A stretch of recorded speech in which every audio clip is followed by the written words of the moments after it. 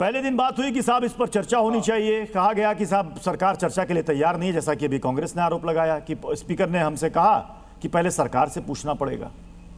तो सर ये चल क्या रहा है सर? देखिए, अब एक एक चीज को जरा प्रॉपर्ली डायसेक्ट करते हैं, क्योंकि किसी ने मेरा नाम लेकर बोला था कि मैं थियोरेटिकल बातें कर रहा हूं। विवेक जी ने रिएक्शन से कोई एतराज नहीं है।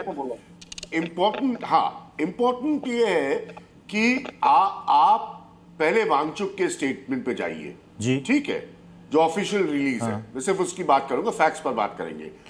उसमें उन्होंने अपनी प्री कंडीशंस में अंग्रेजी का शब्द इस्तेमाल किया है कि कंसिडर करिए धर्मेंद्र प्रधान का रेजिग्नेशन। ठीक है, कंसिडर वर्ड है। उन्होंने ये नहीं कहा है, मैं सिर्फ उनके स्टेटमेंट पर जा रहा हूं, उन्होंने ये कहा कि हम कोई बातचीत नहीं करेंगे और कुछ भी नहीं होगा और टोटल रिजेक्शन है और बिल्कुल ये है जब तक धर्मेंद्र प्रधान नहीं हटते। मैं सिर्फ वांगचुक के स्टेटमेंट पर जा रहा हूं, मैं किसी और के स्टेटमेंट को अभी इंपॉर्टेंस इसलिए नहीं जा रहा हूं क्योंकि ओरिजिनली धरने पे वो बैठे थे। पहला पॉइंट, तो अगर कोई चाहे, दोनों साइड्स चाहे, तो बातचीत तो मेरे हिसाब से बिल्कुल संभव है। सरकार ने जो पहल देर से की है, लेकिन की जरूर है कि उन्होंने उनके रिप्रेजेंटेटिव से मुलाकात की। पहला point.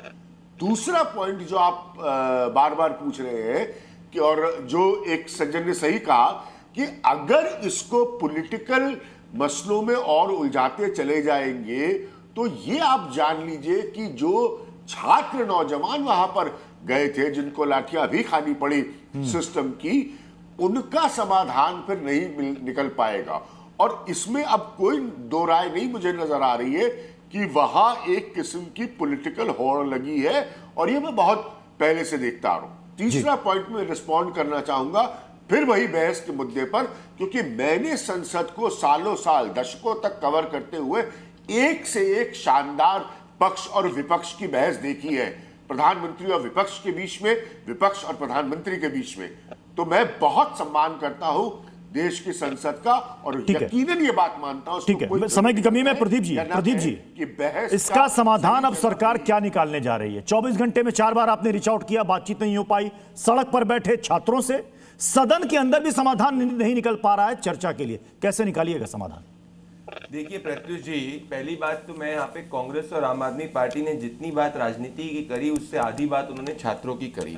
Point number 1, fast track courts के अंदर डिस्पोजल रेट जो होता है, जो लास्ट फास्ट ट्रैक कोर्ट बने थे, पॉस्को के में बने थे, उसमें 96.28% होता है। तो सबसे ज्यादा मैक्सिमम डिस्पोजल रेट अगर किसी केस में होता है तो फास्ट ट्रैक कोर्ट के केस में होता है। मतलब ये बहुत ऐतिहासिक पहल प्रधानमंत्री मोदी जी ने करी है कि अगर कोई भी पेपर लीक का माफिया पेपर लीक करने का प्रयास करेगा तो उसका time bound fast track court में उसको कठोर से कठोर सजा होगी। Point number 1। Point number 2 is very important point जो मैं यहाँ पे कहना चाहता हूँ। 2 घंटे पहले कर्नाटका के अंदर केपीएससी रिक्रूटमेंट स्कैम हुआ है, 80 लाख तक की रिश्वत की बात। ये डाइवर्ट कर रहे हैं। अगर चर्चा करने